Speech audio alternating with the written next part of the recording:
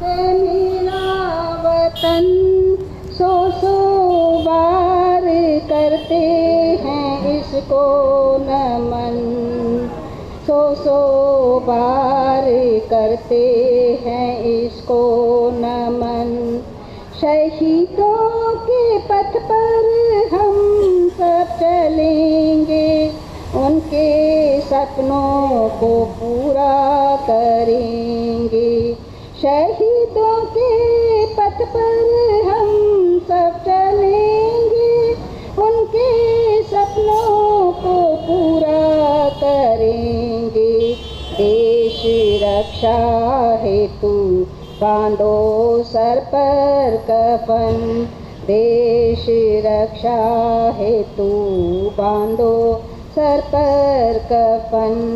प्राणों से प्यारा है मेरा वतन, सौ सौ बार करते हैं इसको नमन, सौ सौ बार करते हैं इसको नमन। मिटी जा रही है सभ्यता हमारी, उठो नौजवानों अब बारी तुम्हारी। मिटी जहाँ रही है सभ्यता हमारी, उठो नौजवानों अब बारी तुम्हारी। शत्रुओं का मिलकर करेंगे दमन, शत्रुओं का मिलकर करेंगे दमन। सौ सौ बार करते हैं इसको नमन, प्राणों से प्यारा है मेरा वतन। वतन के लिए हम महारत देंगे, जरूरत पड़ी तो एक मुफ्त देंगे। वतन के लिए हम महारत देंगे, जरूरत पड़ी तो एक मुफ्त देंगे। उजड़ने न देंगे ये अपना चमन, उजड़ने न देंगे ये अपना चमन। सौ सौ बार करते हैं इसको नमन, प्राणों से प्यारा है मेरा वतन, प्राणों से प्यारा है मेरा वतन। सदा तुम वीर गाथा गाना, शत शत नमन कर रहा उनकी जाना। सदा तुम वीर गाथा गाना, शत शत नमन कर रहा उनकी जाना। प्रभु शक्ति देना मैं तेरी शरण, प्रभु शक्ति देना मैं तेरी शरण। सौ सौ बार करते हैं इसको नमन, प्राणों से प्यारा है मेरा वतन, प्राणों से प्यारा है मेरा वतन। सौ सौ बार करते हैं इसको नमन, सौ सौ बार करते हैं इसको नमन।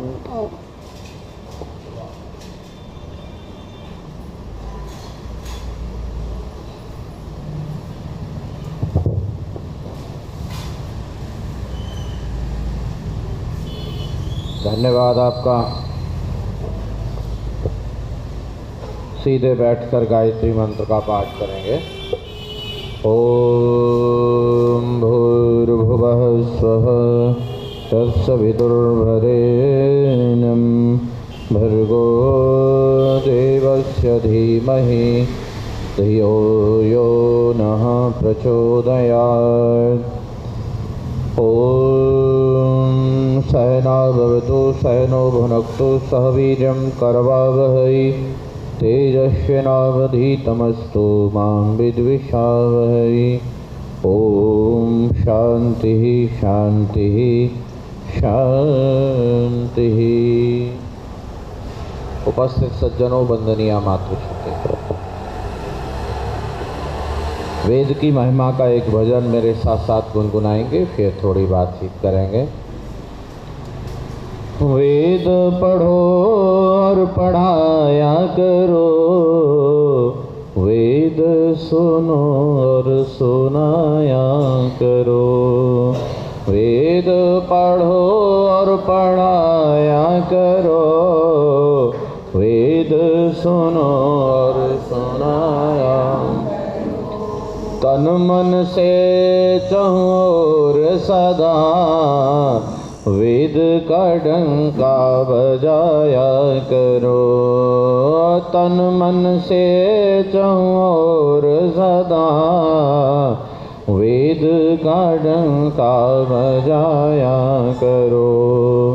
वेद पढ़ो और पढ़ाया करो, वेद सुनो और सुनाया। जीव कहाँ से जग में आए और कहाँ फिर जाए। जीव कहाँ से जग में आए, लौट कहाँ फिर जाए। ईश्वर क्या है, सृष्टि क्या है, वेद हमें समझाए। ईश्वर क्या है, सृष्टि क्या है, वेद हमें समझाए। सबको यही समझाया करो, वेद का डंका बजाया करो। वेद सो पढ़ो और पढ़ाया करो, वेद सुनो और सुनाया करो। नर्व पशु में क्या अंतर है, किसने जगत बनाया। नर्व पशु में क्या अंतर है, किसने जगत बनाया। मानव जीवन क्यों मिलता है, वेद ने है दर्शाया। मानव जीवन क्यों मिलता है, वेद ने ये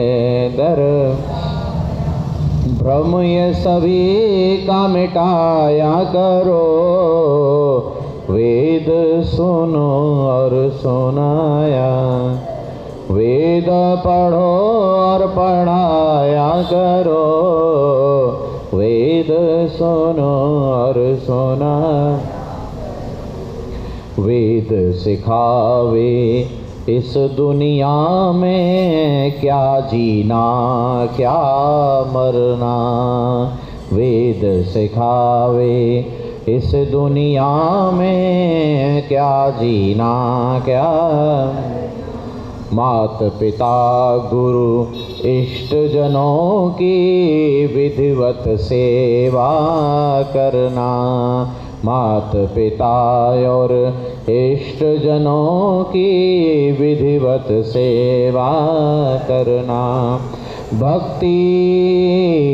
भक्ति में मन को लगाया करो, वेद का डंका बजाया करो। वेद पढ़ो और पढ़ाया करो, वेद सुनो और सुनाया करो। तन मन से चहुर सदा वेद का डंका बजाया करो। वेद पढ़ो और पढ़ाया करो, वेद सुनो और सुनाया करो। वेद पढ़ो और पढ़ाया करो, वेद सुनो और सुनाया करो। बोलो वैदिक धर्म की, ईश्वर दयानंद जी महाराज की, बोलो भारत माता की। वेद पढ़ो और पढ़ाया करो। वेद की पुस्तक सबके घर में होनी चाहिए। आप लोग अपने घर में जब तक वेद प्रवचन नाम की पुस्तक रखो। छोटी छोटी पुस्तकें भी हैं जिनमें वेद का संकलन किया गया है। ये पुस्तक है गंगा प्रसाद उपाध्याय की लिखी हुई, क्या नाम है? वेद प्रवचन है जी, वेद प्रवचन। उसमें कुछ मंत्रों को चुना है उन्होंने और उन पर उन्होंने अपनी व्याख्या की है। एक पुस्तक का नाम है वेदांजलि। वैदिक विनय और वेदांजलि दोनों एक ही पुस्तक हैं और वो आचार्य अभयदेव जी ने उस पर व्याख्यान लिखा है। 365 मंत्र चुने हैं, 365 मंत्रों को चुना है और उन पर व्याख्यान लिखा है। एक मंत्र रोज पढ़ो। एक पेज पर एक मंत्र आ रहा है, मंत्र आया, नीचे उसका अर्थ लिखा है एक पेज का, रोज पढ़ो। एक पुस्तक है, 4 भाग में है, पुस्तक का नाम है वेद संदेश। क्या नाम है? वेद के मंत्रों पर व्याख्यान है। एक पुस्तक है, उसका नाम है वेद प्रभा। वेद प्रभा नाम की पुस्तक आचार्य दर्शनाचार्य ने लिखी है, बहुत अच्छी पुस्तक है। एक पुस्तक है जो आजकल प्रकाशन में नहीं है, छप नहीं रही है आजकल। आगरा में एक बड़े विद्वान हुए, उन्होंने लिखी, उस पुस्तक का नाम है वेद वैचित्र। वैचित्र का अर्थ है विचित्र मंत्र, जो आपको लगते हैं कि ये कैसे मंत्र हैं, उन विशेष मंत्रों की व्याख्या की है। ऐसी बहुत पुस्तकें हैं। उन पुस्तकों में से कुछ वेद से संबंधित पुस्तकें अपने घर में ज़रूर रखो और उन्हें पढ़ा करो। वेद के बारे में जानने का यत्न करो, ये मंत्र क्या कह रहा है, ये मंत्र क्या कह रहा है। और एक एक मंत्र में बड़ी अद्भुत बातें लिखी हुई हैं। कल हम बात कर रहे थे गायत्री मंत्र की, कुछ 1-2 मंत्र की चर्चा करेंगे, 2-3 दिन रह गए हैं बस। आप लोगों को पढ़ना चाहिए, बस ऐसा मौसम बनाने का यत्न कर रहे हैं हम तो आप कितना करेंगे ये आपके ऊपर निर्भर करता है। तो देखो गायत्री मंत्र क्या कह रहा है। गायत्री मंत्र में सबसे पहले शब्द आया है, उसका नाम है ओम। है जी, क्या नाम है? ओम। परमात्मा का मुख्य नाम ओम। परमात्मा के अनेक नाम हैं, ब्रह्मा, विष्णु, रुद्र, शिव, कालाग्नि, मातृश्वा, मंगल, बुध, गुरु, देवी, सरस्वती, लक्ष्मी, अनेक नाम हैं। उनमें से जो मुख्य नाम है वो कौन सा है? ओम। मुख्य नाम है, निज नाम है। और इस ओम नाम में एक रहस्य छुपा हुआ है। वैसे ओम जो शब्द है, इसका अर्थ है रक्षा करने वाला। बोलो क्या नाम है? सर्वरक्षक। ओम शब्द का अर्थ क्या है? सर्वरक्षक। और ओम शब्द 3 अक्षरों से मिलकर बना है। कौन कौन से अक्षर हैं इसमें? अ, उ और मा। अ, उ और मा, 3 अक्षर हैं। आप पीछे देख रहे हो लिखा हुआ है, उसमें बीच में क्या लिखा हुआ है? बीच में क्या लिखा है? बीच में आप लोग बताओ अपने अपने हिसाब से, क्या समझा आपने? है जी? नहीं, हम पूछ क्या रहे हैं, आप क्या बता रहे हैं? हम पूछ रहे हैं, ये ओम लिखा हुआ है, मेरे पीछे दिख रहा है ना सबको? तो जो ओम लिखा हुआ है उसमें पहला अक्षर क्या है? ओ। फिर दूसरा क्या है? जो दूसरा अक्षर बना हुआ है वो क्या है? हाँ, बहुत बढ़िया। जो 3 बता रहे हैं वो ठीक, और जो 3 के अतिरिक्त कुछ बता रहे हैं ऊ, ई, वो ठीक नहीं है। क्या है ये 3 की गिनती है, ये अक्षर नहीं है। क्या है बोलो? 3 की गिनती है। और बाद में क्या लिखा है? माँ। और माँ के नीचे ऐसे डंडा लगा हुआ है, उसको कहते हैं हलंत। हलंत कहते, हिंदी में समझो, संस्कृत में समझ में नहीं आएगा। वैसे पूछ लो हल क्या है, इसका अर्थ है हल अंत में है जिसके, उसको कहते हैं हलंत। और हलंत क्या है? शब्द होता है, ये शब्द हलंत है। वो चिन्ह बना है ना, वो हलंत नहीं है, लेकिन आप हिंदी में हलंत ही कह लीजिए उसको, इतने से ही काम चलाइए। वो तो जब संस्कृत व्याकरण पढ़ते हैं तब समझ में आता है। और ये जो 3 का अक्षर है ये प्लुत है। क्या है जी? प्लुत। अच्छा, आप लोग ह्रस्व समझते होंगे, ह्रस्व और दीर्घ हिंदी में पढ़ाया जाता है। देखो, एक मात्रक जो अक्षर होते हैं उनको ह्रस्व कहा जाता है, और जो 2 मात्रक अक्षर होते हैं उनको दीर्घ कहा जाता है, और जो त्रिमात्रक अक्षर होते हैं उनको प्लुत कहा जाता है। जरा बोलो, समझ में आ रहा है? क्या है बोलो? ह्रस्व, दीर्घ और प्लुत। तो अच्छा, ये होता क्या है ह्रस्व, दीर्घ, प्लुत? तो आप अपने यहाँ पर हाथ लगा कर देखते हैं ना, यहाँ तो यहाँ एक नस ऐसे चलती है, क्या बोलते हैं उसको? नवज कहते हैं, पल्स है जी, नाड़ी। तो ये नाड़ी क्या है? इसके नाड़ी के लपका मारने का टाइम होता है, या ऐसे ही मारती रहती है, कभी मारे कभी नहीं, टाइम से मारती है, लपका ये। तो इसका जो एक बार लपका मारने का जो समय है उसे ह्रस्व कहते हैं, उसे एक मात्रा कहते हैं। समझ में आ रही बात? एक बार लपका मारे उतना समय क्या हो गया? एक मात्रा। और 2 बार लपका मारे उतने समय को क्या कहेंगे? 2 मात्रा। और 3 बार लपका मारे तो क्या हो गया? अरे जोर से बोलो, 3 मात्रा। तो ये जो ओ है वो 3 बार लपका मारने के समय तक बोलना है। जब ओम बोलते हैं तो ओम ऐसे बोला जाएगा। समझ में आ गया? अच्छा, ये जो ओ है ये 2 अक्षरों से मिलकर बना है, आ और ऊ मिलकर ओ बना है, ये गुण संधि है। क्या है ये?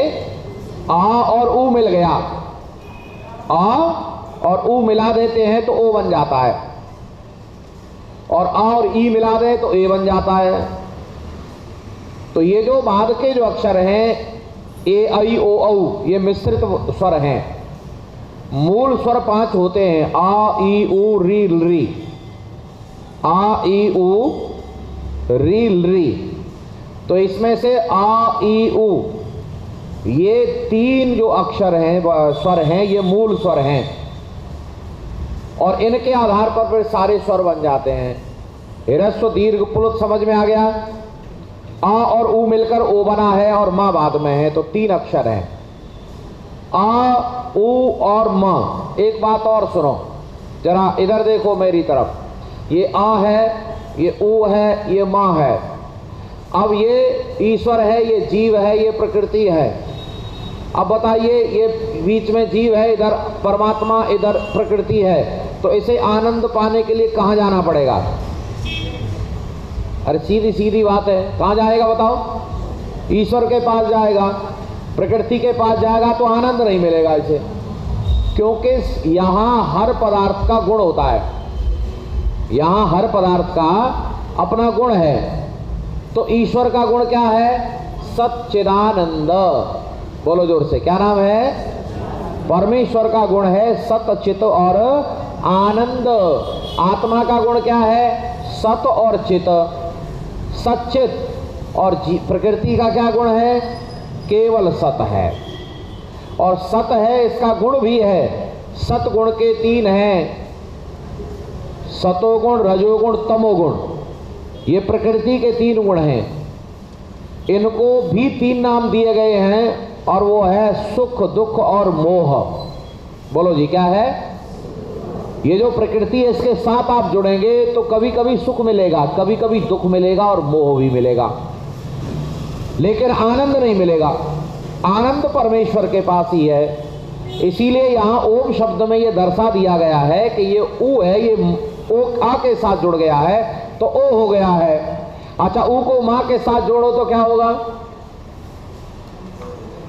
ऊ को माँ के साथ जोड़ दें तो क्या हो जाएगा? तो मुंह बनेगा, मुंह। और मुंह बनाने पर ऊ की मात्रा कहां लगेगी? ऊपर के नीचे?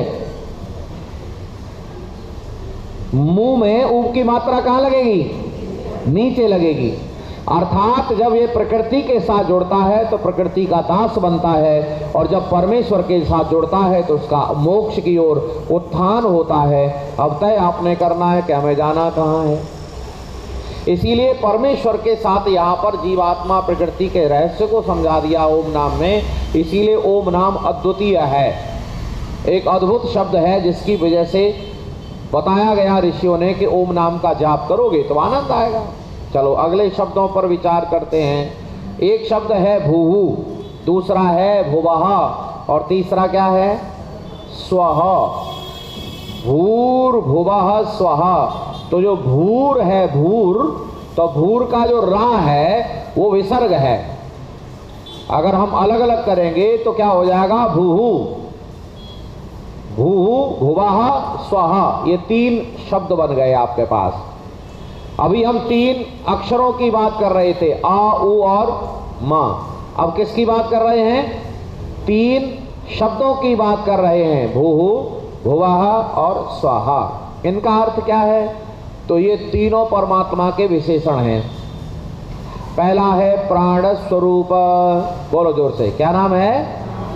भू का अर्थ है प्राण स्वरूप, और भुवः का अर्थ है दुख विनाशक, और स्व का अर्थ है स्वयं सुख स्वरूप। अब जो लोग ये कहते हैं परमात्मा दुख देता है, तो अब आप बताओ कहीं ऐसा आ रहा है कि परमात्मा दुख है उसके पास? परमात्मा कैसा है? प्राण स्वरूप, दुख विनाशक, बोलो जोर से, कैसा है? दुख देने वाला नहीं है वो दुख का नाश करने वाला है, और स्वयं सुख स्वरूप है। इसीलिए परमेश्वर से जो लोग नजदीकता बरतते हैं उनको परमेश्वर का आनंद प्राप्त होता है और सुख प्राप्त होता है। लेकिन कैसे प्राप्त होगा? तो इसमें एक संदेश मिला है, प्राण स्वरूप। बोलो जी, क्या नाम है? प्राण स्वरूप। अच्छा, ये प्राण स्वरूप क्या होता है जी? ये प्राण क्या होता है? आप बताओ, प्राण क्या होता है? प्राण ये होता है जो नासिका से अंदर जाता है, अंदर से बाहर आता है, ये होता है प्राण।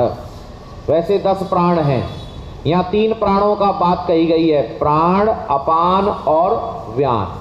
आपने देखा भूरग्नये प्राणाय स्वाहा, भुवर्वायवे पानाय स्वाहा, स्वरादित्याय व्यानाय स्वाहा। इसमें 3 प्राणों की चर्चा की गई है। भू के साथ जुड़ा हुआ है प्राण, भू के साथ जुड़ा हुआ है अपान, और स्व के साथ जुड़ा हुआ है व्यान। इन तीनों वायुओं को अपने शरीर में देख लो, आपको परमात्मा समझने में आ जाएगा। उसका गुण क्या बताया? प्राण स्वरूप। बोलो जी, कैसा है? अच्छा, अपने शरीर में प्राण को देख लो, परमात्मा समझ आ जाएगा। हमारे शरीर में सबसे ज्यादा महत्वपूर्ण क्या है? प्राण। हमारा जीवन किससे चल रहा है? प्राण। हमारे शरीर की गतिविधियां किससे चल रही हैं? प्राण। और ये जो मुख्य प्राण है, जो श्वास प्रश्वास के साथ जुड़ा हुआ है, यह सबसे महत्वपूर्ण प्राण है। अगर किसी को नहीं समझ में आ रहा हो तो थोड़ी देर पानी में डुबो के देख लो, पता चल जाएगा। क्या इससे कोई बढ़िया चीज है? आदमी मरने लगता है तो क्या कहता है? भाई सब कुछ ले लो पर मुझे बचाओ। सब कुछ ले लो, सब कुछ। राजा राज्य देने को तैयार है, धनवान धन देने को तैयार है। एक सेठ जी के भोजन पर थे हम, और चांदी के बर्तनों में भोजन कराया सेठ जी ने। हमारे सामने बड़े व्यंजन रख दिए, बड़े ढेर सारी कटोरियां, पर सेठ जी एक चांदी के कटोरे में कुछ तो तरल पदार्थ पी रहे थे। हमने कहा महाराज ये अमृत का प्याला हमारे लिए भी मंगवा देते, हमारे इतना परिश्रम करना पड़ेगा और आप ये लिक्विड पी रहे हैं। तो पता है क्या कहते हैं? मूंग की दाल का पानी पी रहा हूं। मूंग की दाल का पानी पी रहा हूं। आप जैसा स्वास्थ्य मुझे मिल जाए तो मैं तो आपको बहुत जन्म दे दूं। अब बताइए क्या करें? सेठ जी अपने स्वास्थ्य को लेकर परेशान हैं, और वो ये कह रहे हैं कोई स्वास्थ्य दे दे तो मैं धन दे दूं उसे, जितना इच्छा करे उतना धन दे दूं।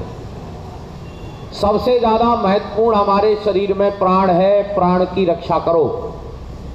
और प्राण की रक्षा करने के लिए आदमी किसी भी हद तक जा सकता है। तो आप पैसा मत दो, पैसे को सदुपयोग करो। आपको कुछ देने की जरूरत नहीं है, अपने आप को सावधान रखो। स्वस्थ रहने के तरीके हैं। यहाँ हम स्वस्थ रहने के तरीके नहीं बता रहे हैं, यहाँ तो हम परमात्मा को बता रहे हैं। परमात्मा कैसा है?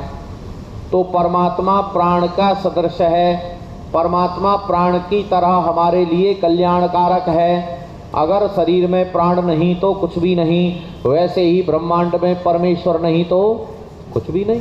बिना परमात्मा के क्या है? यहाँ तो सब खत्म। जैसे प्राण के न चलने पर शरीर बेकार हो जाता है, वैसे ही परमात्मा यदि नहीं होता तो इस संसार में कोई भी गतिविधि नहीं चल रही होती। ये सारा संसार परमात्मा ने व्यवस्थित किया है। अच्छा, अब ये समझ में आया परमात्मा कितना महत्वपूर्ण है। कितना महत्वपूर्ण है? प्राण जैसा। बोलो जोर से, कैसा?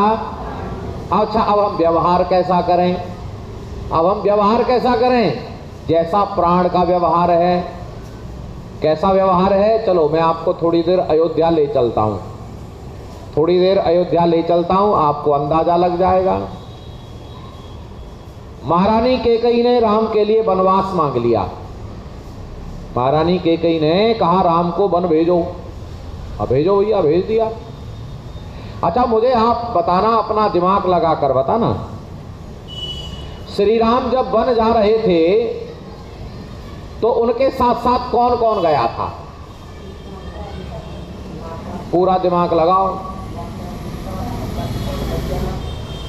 हाँ जी, अभी आपका उत्तर नहीं आया सही।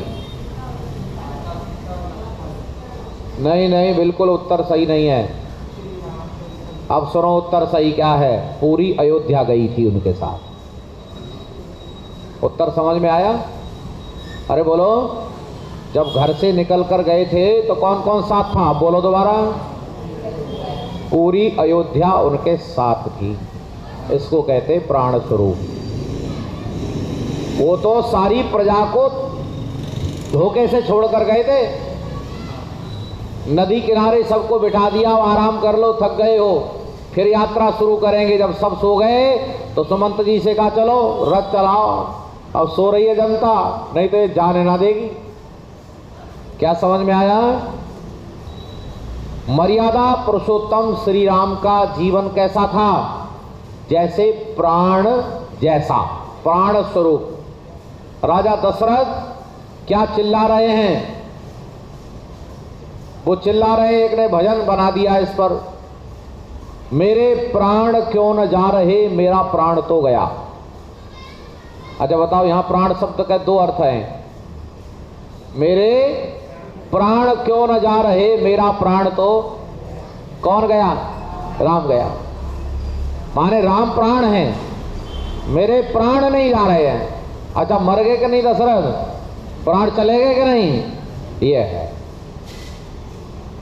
घर के व्यवहार में आओ। एक नौजवान ऐसा है जो पूरे घर को तंग रखता है, परेशान रखता है, तो घर के लोग यूं कहते कहीं मरता भी नहीं है। और एक बालक ऐसा भी है, घर से थोड़ी देर बाहर चला जाए तो पूरा घर बेचैन, भाई बच्चा कहाँ चला गया, क्योंकि वो सबका ध्यान रखता है। अब शायद आपको पता चल गया होगा प्राण क्या है। एक बार इंद्रियों में और प्राण में आपस में बहस हो गई कि हम बड़े कि हम बड़े। इंद्रियों ने कहा हम बड़े, हमारे बिना काम कैसे चलेगा। इंद्रियों ने अपने अपने दम दिखाए, मैं क्या इंद्रिय हूं, मैं कौन सी इंद्रिय हूं। अच्छा, तो प्राण ने कहा भाई एक काम करो, सब लोग बारी बारी से निकल कर देखो इस शरीर में से, और जिसके जाने से काम ना चले समझो वही बड़ा। आंखें चली गई, आंखें बड़ी तेज समझती हैं अपने आप को। आंखें निकल गई शरीर से बाहर, बोलो काम चलेगा कि नहीं। कितने लोग हैं जिनकी आंखें नहीं है, काम चला रहे। आंखें लौट के आई, भाई कुछ फर्क पड़ा कि कोई फर्क ना पड़ा, कोई अंतर नहीं आया, भाई तो बेकार। अच्छा कान चले गए, कान सुनना बंद, अच्छा काम चलेगा कि नहीं? ऐसी कौन सी इंद्रिय जिसके बिना काम ना चले? है जी, इंद्रियां कोई ऐसी नहीं है। आंख खराब हो जाए, नाक खराब हो जाए, कानों से सुनना बंद कर दे, चखना बंद कर दे, स्पर्श होना बंद हो जाए, सबने बारी बारी से अपनी इंद्रियों को जहां बाहर जाके भेज लिया, लेकिन कोई फर्क नहीं पड़ा। और जब प्राणों ने कहा मैं जाके देखूं, प्राणों ने कहा अब मैं बाहर जाके देखूं, तो इंद्रियों ने कहा देखो।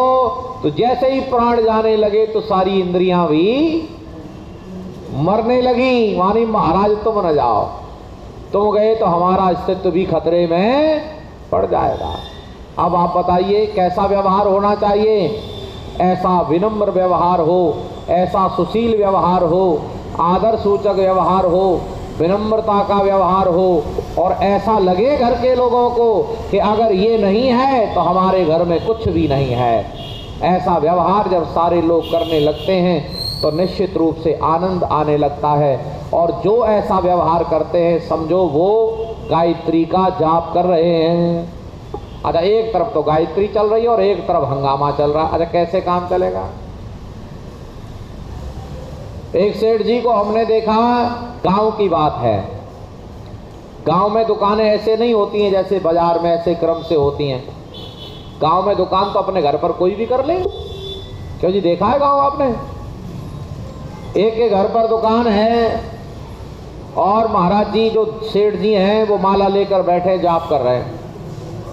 एक लड़का आ गया कुछ लेने के लिए, तो बाबा सामान दे दो, अर्चा भी दादी को बुला ले।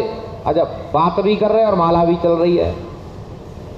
दादी आ गई सामान देने के लिए, तो वो अपनी पत्नी से कहते हैं 2.5 रुपया पहला है इस पे, वो भी ले लेना। 2.5 रुपया पहला रह गया है इस पर, वो भी ले लेना, और माला भी चल रही है। अच्छा भक्ति हो रही है? सच बताओ। ऐसे ही हम लोग भी तो माला जाप रहे हैं, हम भी गायत्री जाप कर रहे हैं, लेकिन व्यवहार में कोई परिवर्तन नहीं आ रहा। हम घर में परेशान करते हैं सब लोगों को और गायत्री भी जप रहे हैं। क्या गायत्री यही कहती है कि आप घर को परेशान करो? अरे गायत्री कहती है अपने जीवन को प्राण जैसा बना लो, अपने जीवन को प्राण जैसा बना लो। पति पत्नी एक दूसरे के प्राण प्रिय होते हैं, परमात्मा ने कहा है। परमात्मा ने क्या कहा?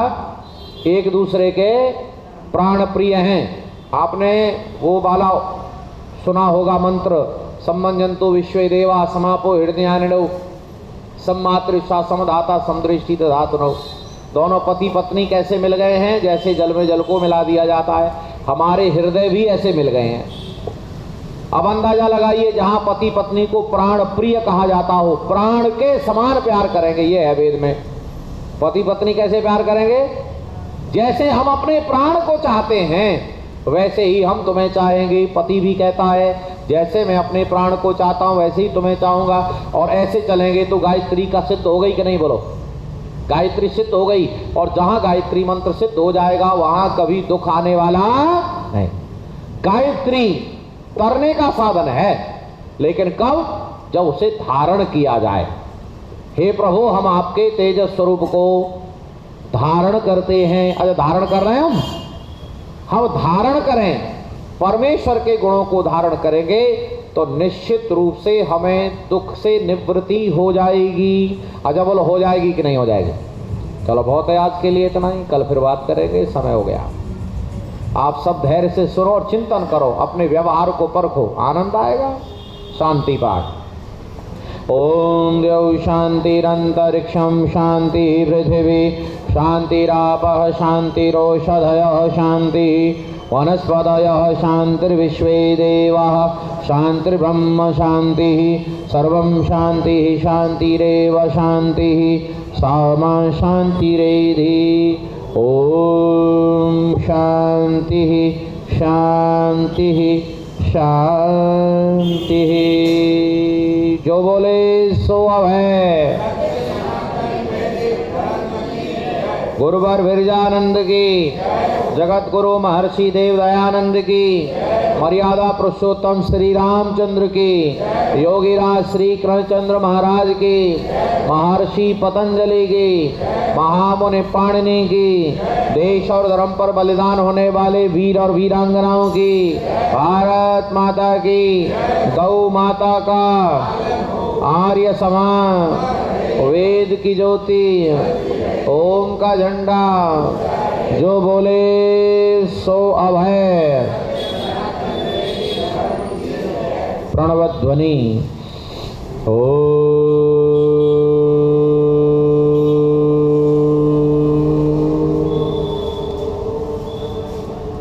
वैदिक अभिवादन। सभी को सादर नमस्ते जी।